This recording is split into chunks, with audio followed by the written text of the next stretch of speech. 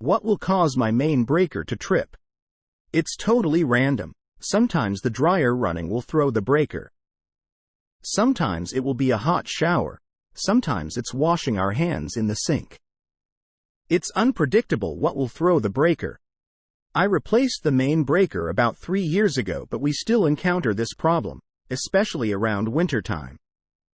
Running all of the air conditioners all summer alongside all of the appliances is never a problem. As soon as we boot up the furnace in the fall, all hell breaks loose. We have shut off each individual breaker to every large appliance, including the furnace. We haven't turned it back on since the first time this happened again this fall, one at a time, and something still trips the main. I'm at a loss here. Question from user Liberty at Stack Exchange. Answer: I'd venture that you have a loose connection somewhere. As it heats up, the wire expands and contacts another thing that it shouldn't, causing the breaker to trip. To be fair, tripping the main is unusual, as opposed to just the circuit that the loose wire is on. Because it's the main tripping, you will probably want to start at the breaker panel itself.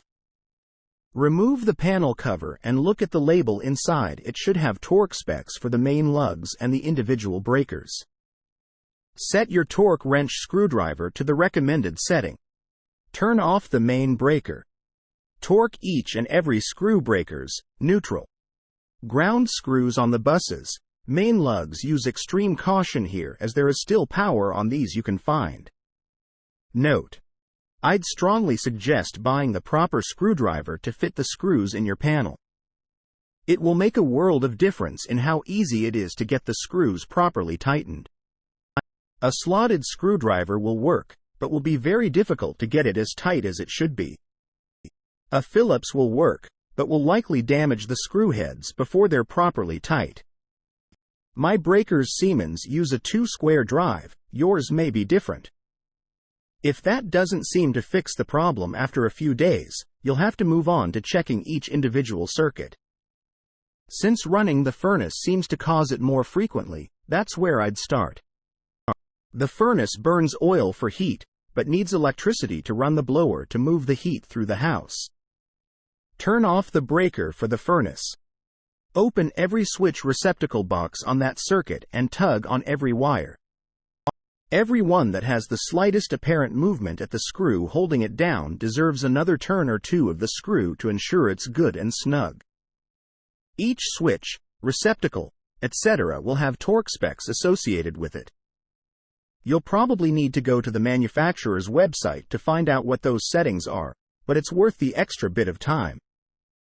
Write down the settings as you go. Odds are good that most devices in your house are one of 2 or 3 major brands models, so you'll compile your own little reference list. If this doesn't fix it, move on to the next circuit, working your way through the entire panel, starting with the circuits whose appliances seem to be the most frequent culprits. If you find that there are several loose screws on each circuit, I'd make a plan to take a couple of Saturdays and work your way through each breaker on the panel, double-checking them all. After all, if some weren't tight enough, odds are good many more won't be tight enough. As an added bonus, it will allow you to make a good map of exactly which devices in the house are on which breaker, which will be handy for the future.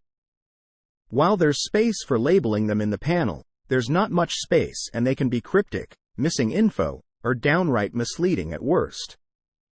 Answer from user Freeman at Stack Exchange.